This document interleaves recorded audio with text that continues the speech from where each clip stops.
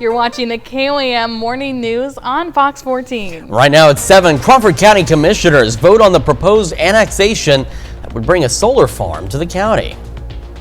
Also, a Kansas native returns home to lead the Pittsburgh Fire Department.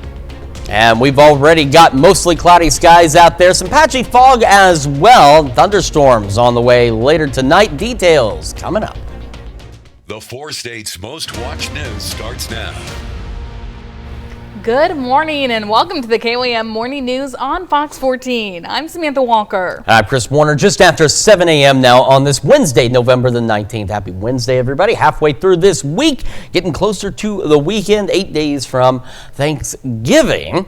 Yes. And so hopefully you're prepared if you are the one making all the food, or maybe maybe it's like a potluck, everybody's bringing stuff. Hopefully you are ready for that food. Yes, most definitely. But for a holiday typically centered around family and food, all the cooking on Thanksgiving can get in the way of actually enjoying the day. It certainly can sometimes. So to help home cooks strike a balance, professional chefs are offering their advice on how to create a game plan to cook the perfect bird and some other tips to help reduce chaos in the kitchen.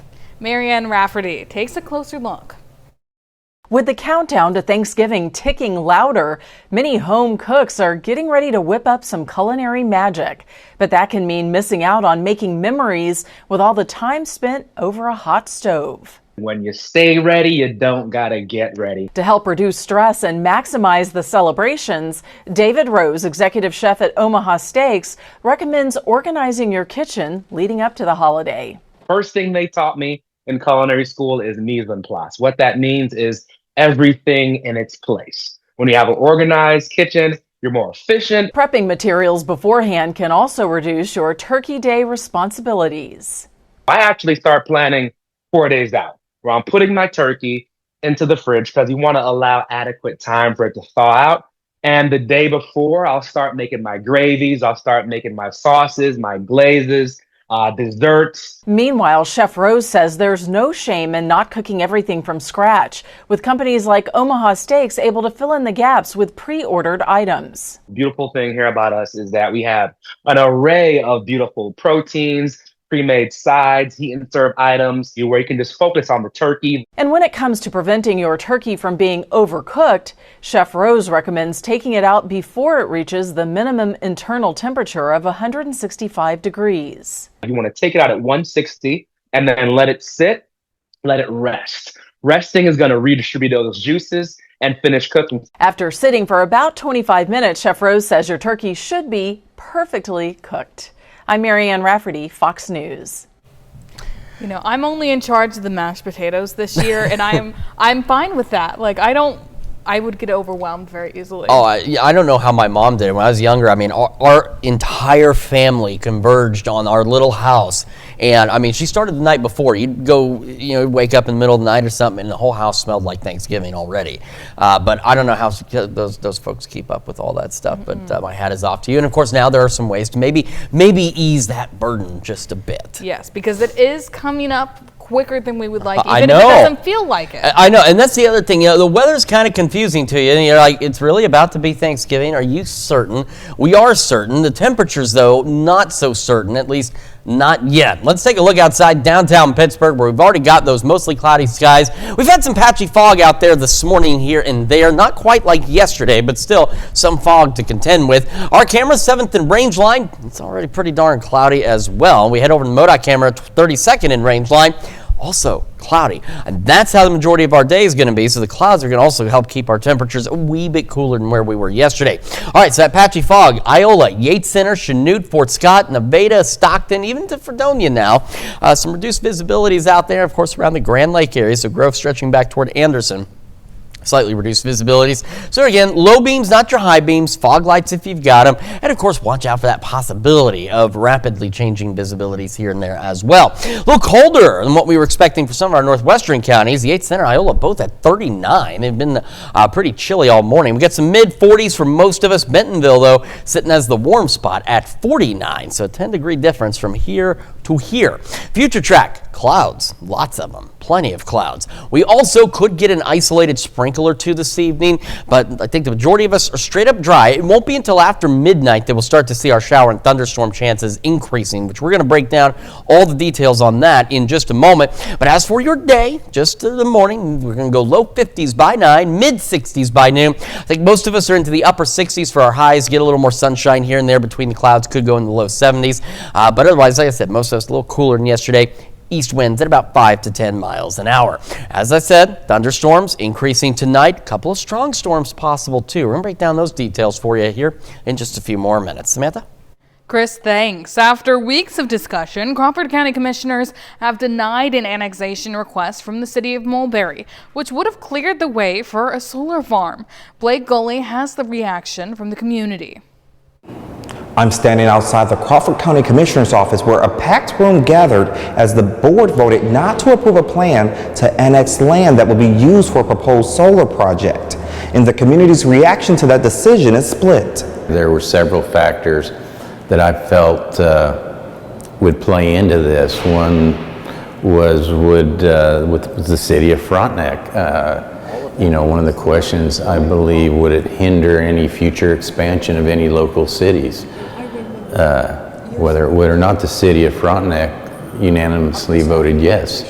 So that was taken into consideration, the fact of the services that would be provided in that area. While commissioners outlined the factors behind their decision, city leaders in Mulberry say the annexation could have brought in much needed revenue and helped support future projects. It wasn't much, but it might have been enough for us to come up with 25% matching grant for our infrastructure. Mulberry need this very bad, but they denied us. That Mulberry doesn't have much voice in the county. I think that was apparent today. One of the farmers connected to the proposed solar project also expressed his disappointment in today's vote, saying the decision stalls plans he hoped would support the community at large. Reporting in Girard, Blake Gully, KOAM News. The Pittsburgh Fire Department introduced its new fire chief, Jack Spencer. Spencer previously served as a battalion fire chief and EMS leader for the District of Columbia. A Kansas native, he grew up in Valley Center, just outside of Wichita. Spencer says he's excited to bring his extensive experience to support and help advance the Pittsburgh Fire Department and the community. A section of the Mark Twain National Forest near Cassville remains off limits to the public after a wildfire burned more than 1,200 acres on Monday. Forest Service firefighters say they managed to fully contain the fire after working late into the night. The fire had grown from 50 acres to more than 1,200 acres, often burning through steep terrain and underbrush. Firefighters continue to monitor hot ash pits that could possibly rekindle. During next summer's World Cup, 104 games will be played in Canada, Mexico, and the United States. As fans lucky enough to snag tickets make their travel plans, the Trump administration is helping them skip the traditional visa queue. The White House created the FIFA Prioritized Appointment Scheduling System, otherwise known as FIFA Pass, to streamline visa interviews for ticket holders. Officials emphasize having a ticket does not guarantee a visa and recommend applying early. The 2026 World Cup doesn't kick off until next June, but preparations are already in place for the 6 matches set to be played at Arrowhead Stadium in Kansas City. Gilliam's Kenny Foreman tells us how the World Cup's impact will be felt far beyond KC. What could possibly draw as big of an Arrowhead crowd as another AFC Championship game? Try the largest global stage in sports. The execution within the building will be pretty straightforward. It'll be the transportation and the security that will look different and feel different, and that will all be determined over the next several months as we start to stress test all of the ideas, all of the information that we have available to us and start implementation of that. With Kansas City set to be the only Midwest city to host matches, the expectation is that there will be an influx of visitors in nearby areas such as Joplin, where they can experience unique aspects of American culture, such as the historic Route 66. Route 66 is pure Americana. The Europeans and the folks from Australia and New Zealand love it because it is untamed Americana. They can see things that have been here for years, for 100 years. They can meet people, they can eat cuisine. It's just a style of life that they don't have in their countries. The hope is that various watch parties and special events throughout Missouri can capitalize on what's now seen as a growing sport in the States. It's really a unique opportunity to drive people into a once-in-a-generation sporting event. That has exploded from a youth standpoint. There's been an explosion of interest in soccer. And for anyone visiting Joplin, maybe it won't be their only time. But it's always our effort to get somebody to visit Joplin, visit it again, and then visit more frequently.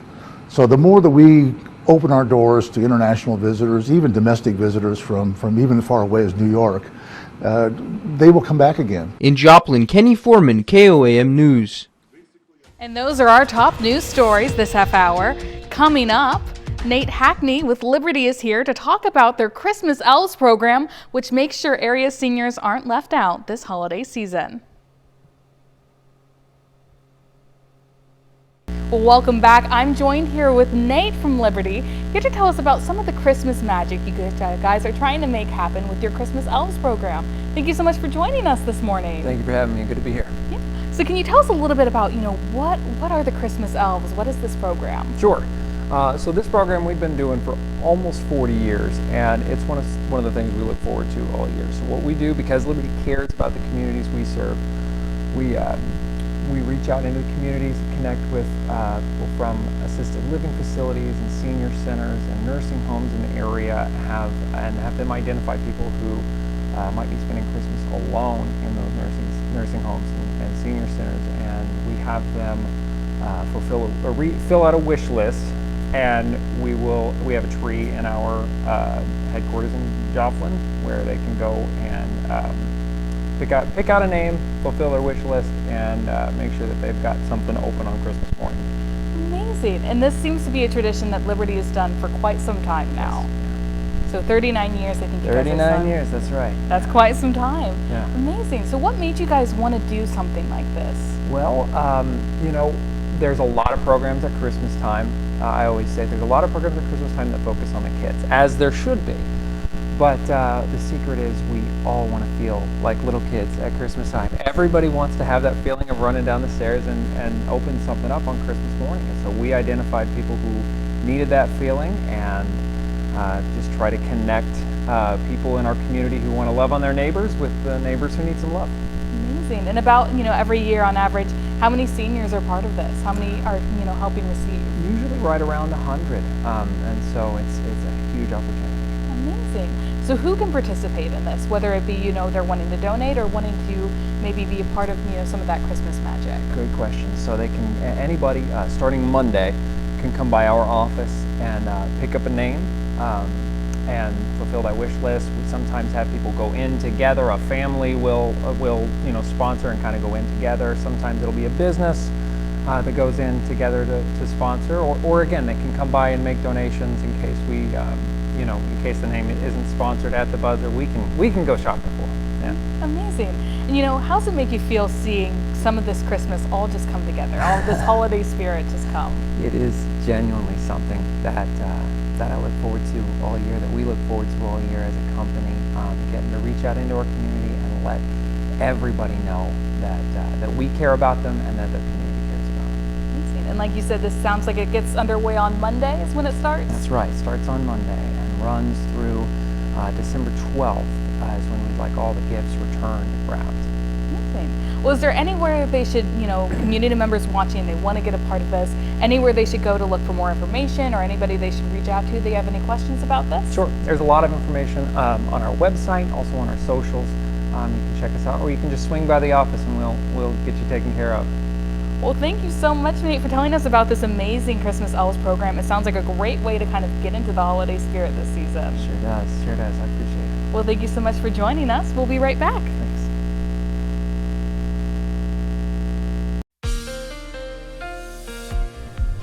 Welcome back to the KOAM Morning News. Coming up on 7:19 now on this Wednesday morning. We are starting again with the fog tracker, where we still have some patchy fog out there. Not as dense as yesterday, but still Iola, Fort Scott, Chanute, Yates Center, Fredonia, Grove, Anderson, Nevada, Stockton. So reduced visibility, so slow down. Low beams, not your high beams. Fog lights if you've got them. And of course, just be aware that there could be some rapidly changing visibilities as well. Yesterday, when we spoke to you, I mentioned that it wouldn't be surprising to see a level 1 out of 5 risk added for our Thursday storms, just given some of the data we were looking at, and that has happened. But it will get a little confusing, especially if you're going through all those clickologists, as Doug calls them, on social media, the folks that post stuff without always knowing what they're looking at. This is day one. Day one is, of course, today. It's not going to storm today. In fact, any storms we get won't even be here until after midnight.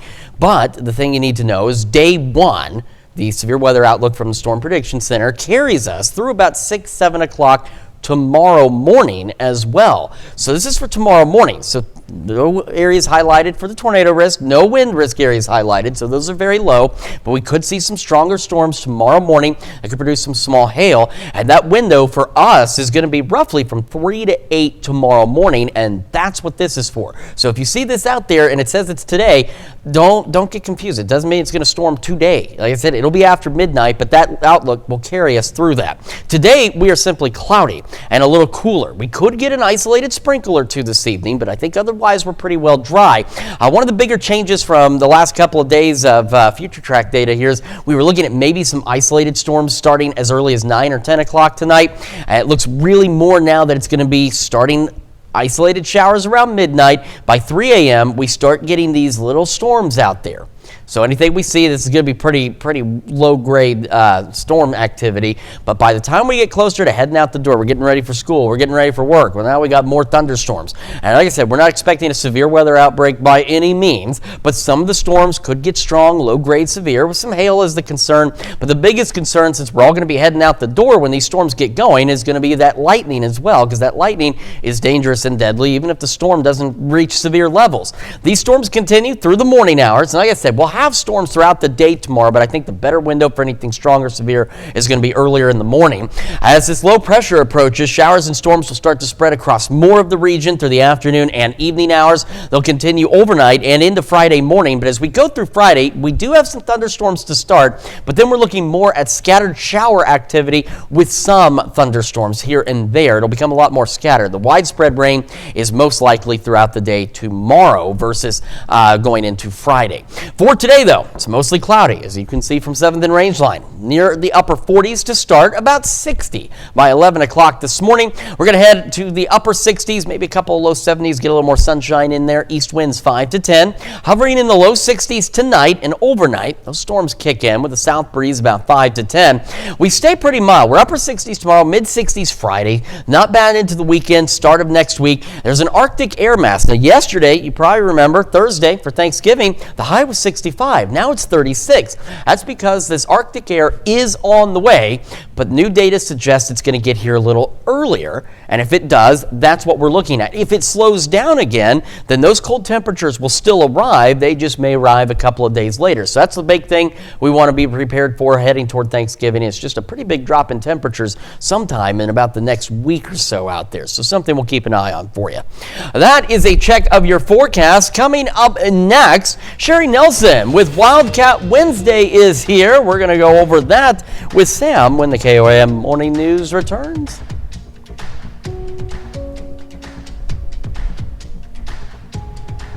Well, welcome back. I'm joined here with Sherry for this week's Wildcat Wednesday. Thank you so much for joining us. Nice to be here. So this week we're talking about the Kansas Youth Leadership Forum that's coming up on the 22nd and the 23rd. Yes. Can you tell us a little bit about, what is this forum going to be like? Yeah, so this is it's probably the 25th year for the Leadership Forum. So I'll be taking some 4-H members from Wildcat District to Rock Springs Ranch, our 4-H camp up at Junction City this weekend.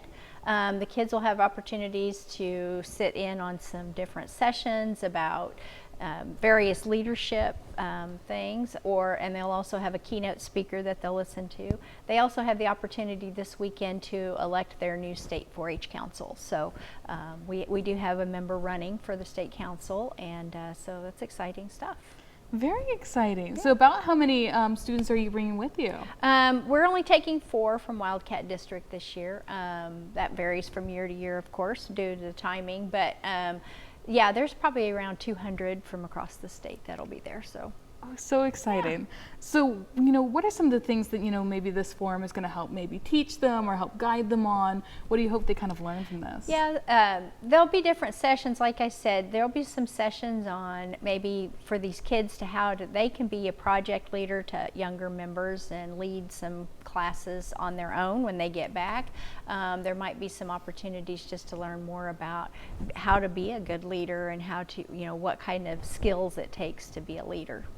Well, so exciting. Yeah. And what's been the kids' reaction to this sort of forum every year? Because I know this isn't your first time. Yeah, no, I've gone to this forum for a long time, and the kids, it kind of depends on the kids, but most of the kids when they come back, they're excited about doing something new and trying something with their clubs or in their communities with their leadership skills so that they've learned. So I think it's always fun to watch them and watch them grow, from the first time they go to the last time that they attend. And it sounds like, these are not only skills that, will be useful in 4-H or, right now, but for years to come. These are lifelong. Absolutely. The life skills that these kids learn in 4-H are tremendous. And some of them, they'll get some opportunities to do some public speaking while they're there too, get up in front of their groups and talk in front of people.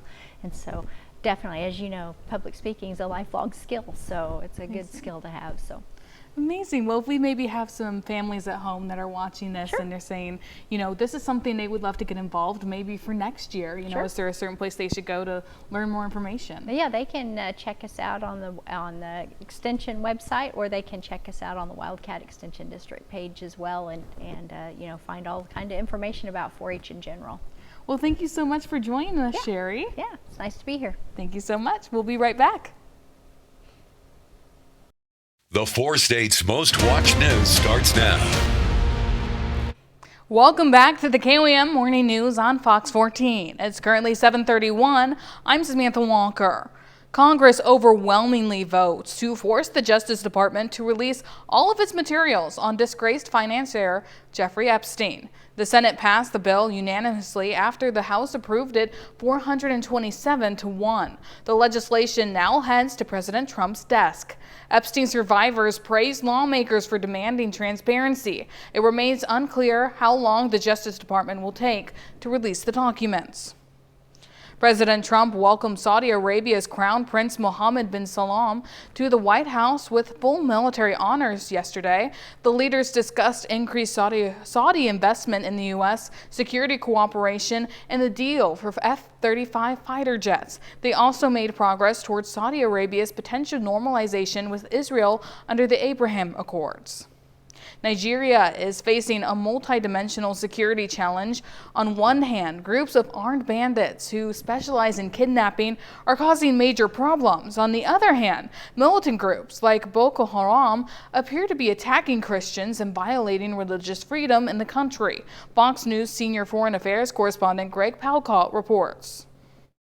One of the 25 schoolgirls abducted from a dormitory in Nigeria has escaped. What gained traction is when strategic kidnapping like school children. Violence in Nigeria is at a tipping point. Experts and residents say Islamist attacks have been targeting Christians, with some arguing the widespread violence makes everyone a potential victim. Genocide is defined by international law, and scholars will debate that. But what's undeniable is that in the last 20 years, thousands of Christians have been killed, and the body count is just too high to ignore. President Trump has named Nigeria a country of particular concern, a declaration for nations, it says, which failed to ensure religious freedom.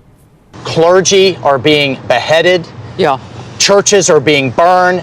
Families chased out of their homes simply for wearing a cross. The Trump administration has told defense officials to begin preparing for military action in Nigeria. We know how to take down terrorist networks, but we've done it all over the world. But I think there's a lot of other things we can do before that. The rise in violence against Christians in Nigeria catching the attention of rap superstar Nicki Minaj. She joined UN Ambassador Mike Waltz to speak at the United Nations. Protecting Christians in Nigeria is not about taking sides. It is about uniting humanity. To see these unexpected allies raise their voice, it gives us momentum. It breaks through to sort of mainstream conversations. Nigeria's president says his country opposes religious persecution. In London, Greg Palcott, Fox News. Now here's Chris with a look at your forecast. We're starting with that live look from downtown Pittsburgh, where you can see we've got those mostly cloudy skies already in place out there. Our camera 7th and range line getting a little sunshine in there, but otherwise still mostly cloudy, as is the MoDOT camera at 32nd and range line in Joplin as well. Fog tracker, we do have some patchy fog still out there this morning. Iola's been up and down between about 2.5 to 3.5 miles of visibility. It's been the lowest visibility we've had in the area. So Iola, Yates Center, Chanute, Fredonia, really now even to Sedan, Independence, Fort Scott, Nevada, Stockton, and around the Grand Lake area, Grove over toward Anderson. We do have those reduced visibilities. So again, slow down.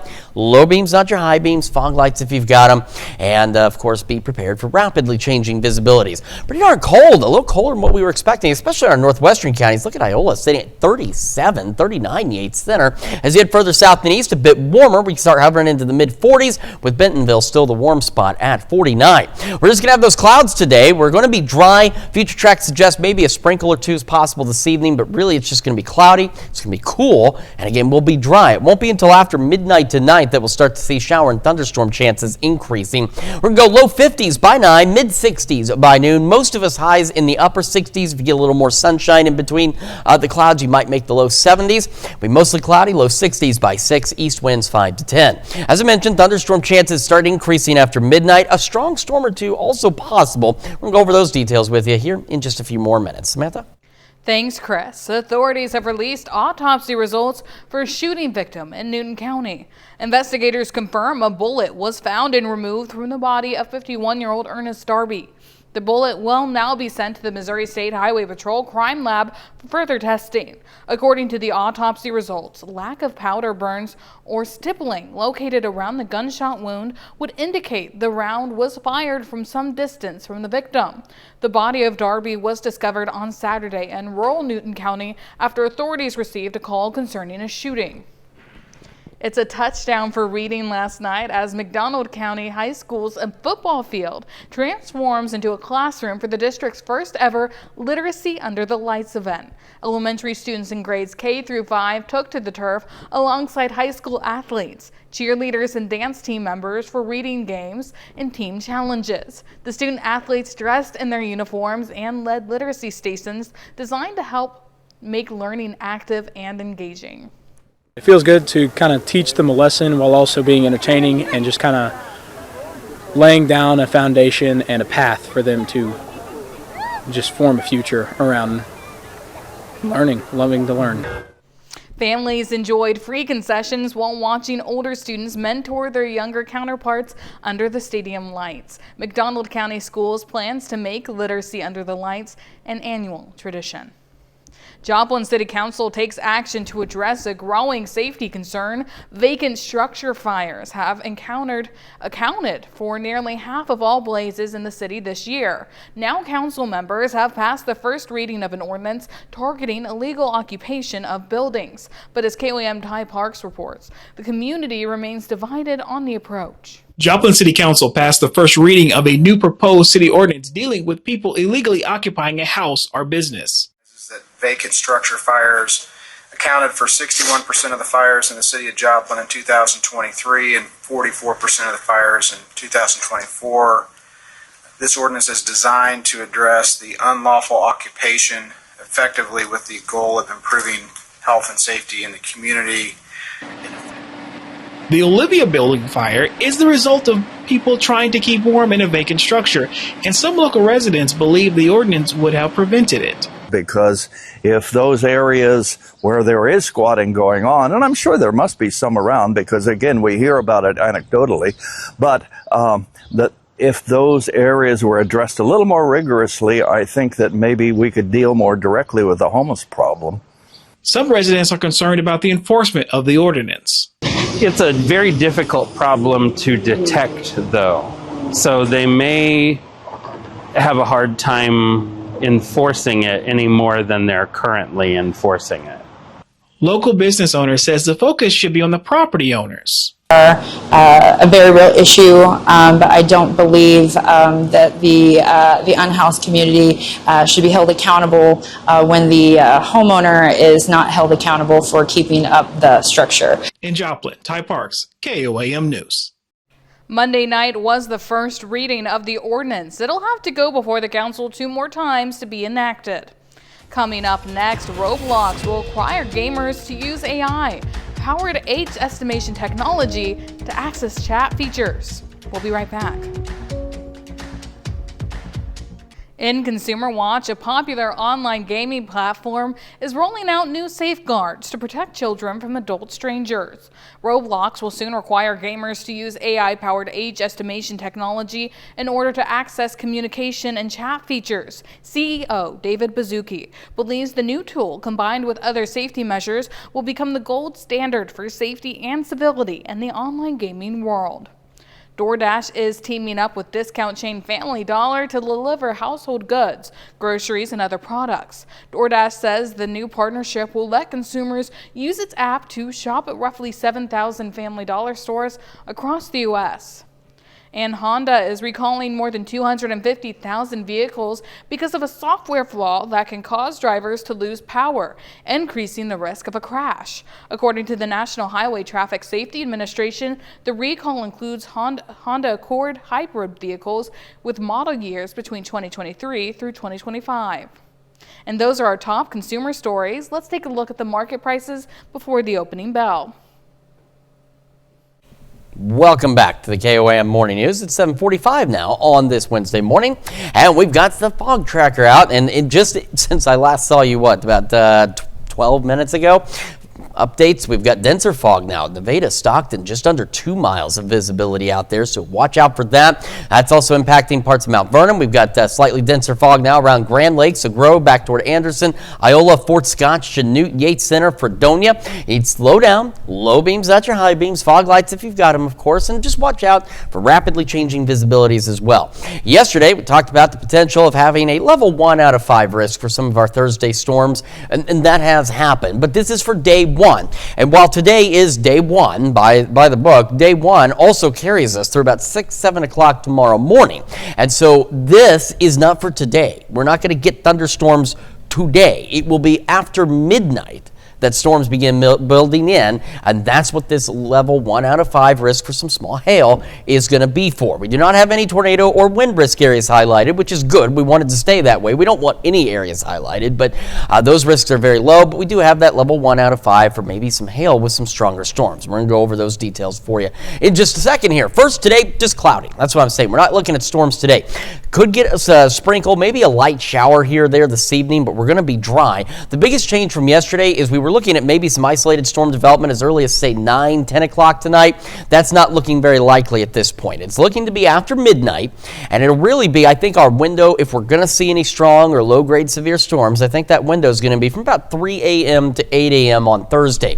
So we go about 2, 3 o'clock, and you can see we've got these thunderstorms. In fact, if you were with us even just half an hour ago, the last weather update, this has changed. There are more thunderstorms out there at 3 a.m. than what there was about 15, 20 minutes ago with the last full weather updates. That's what this updates all the time. So we get to 5 a.m. We get, you can see there are some changes here, more thunderstorms, and this is going to be, again, that window from 3 to 8 is going to be our window for some strong to low grade severe storms, with hail again as the primary concern. The biggest issue really is the timing. It's one of those things where we're heading out the door for school, for work, whatever the case may be. These thunderstorms, whether they become severe or not, is irrelevant. We're looking at thunderstorms, we're looking at lightning, and that can be a concern when you're out waiting for the bus stop, trying to get to your car, get from the car to the office, whatever the case may be. So you need to be careful and watch out for that lightning, because that lightning's dangerous and deadly, even if the storms don't become severe. But you can see we've got these storms, and you can see this line now. I'm seeing these updates with you, okay? This just updated for us. This line now along I-44 by about 8 o'clock tomorrow morning. So again, this does now line up with what we've been saying about that strong storm potential from 3 to 8. Once that kind of wraps up, speaking like Bugs Bunny there, low pressure system approaches, and these thunderstorms continue through noon. And again, with this update, we might see stronger storms a little later in the day, but you can see how that begins to wind down late in the afternoon, early evening hours out there. But we still have showers and thunderstorms continuing across the area. It just looks like any strong storm threat should wrap up before or right around noon, maybe, with that one line. Scattered showers and storms will continue overnight and into Friday morning. Then we just transition really scattered showers, a few rumbles of thunder as we head into Friday. Now, right now, we don't have any risk areas highlighted for Thursday during the daytime. If that changes, of course, we'll certainly let you know. But that's all we've got there. All right, so upper 40s to start, near 60 by 11 o'clock today, mostly cloudy. We'll go upper 60s again tomorrow, mid 60s Friday, mild through the weekend, start of next week, and yeah, you can see Thanksgiving. Keeping an eye on that chance for some Arctic air getting closer to Thanksgiving, something we'll keep an eye on. That's Check Your Forecast. We're back with more right after this. The hit animated adventure Zootopia continues with part 2 in theaters this weekend. We spoke with returning and new stars of the film, and here's Fox's Ashley Dvorkin. This is a make or break assignment. Return to Zootopia with a sequel following detectives Judy and Nick on the case of a mysterious reptile who turned Zootopia upside down. Stop in the name of the law! The original animated comedy grossed more than $1 billion worldwide. Jennifer Goodwin said coming back 10 years later was a great celebration and a little nerve-wracking. After having seen it with my children a million times, having just listened to the movie so many times, I felt right at home going back into production, but I was nervous seeing number 2 because I felt like the bar was set so high with number 1. The first time I saw it screened, it was just my husband and me and in the theater. My husband said, I think, controversially, he was like, I think this might be better than the first movie. And I was like, I don't choose between my children. I know why number 2 is better. Gary the Snake. I do agree. We aren't the bad guys. Ki Hoi Kwan joins as Gary the Snake. I grew up watching Disney animated films. I love all of them. They made a big impact in my childhood, and just knowing that, these movies is going to go on and influence and have a positive effect on millions of kids.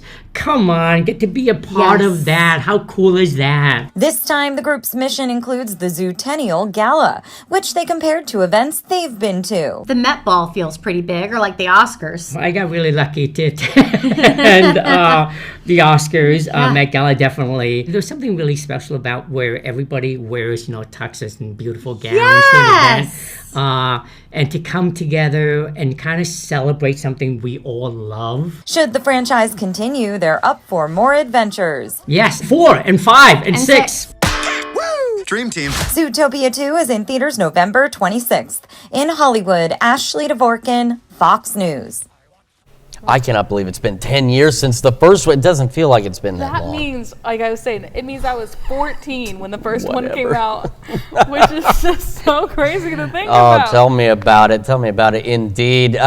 So it does look very interesting, though. And real quick, want to recap, we have the dense fog that's building up out there in some locations on the fog tracker, so you need to be very cautious with that. We've got reduced visibilities, Stockton, Nevada, Iola, Yates Center, Grove, and Anderson areas out there. We also have those thunderstorm chances building in as well after midnight tonight. Some of those could be strong, low-grade severe, roughly between 3 and 8 a.m., maybe a little later than that tomorrow morning. So, of course, we'll keep an eye on that. Be back with more right after this.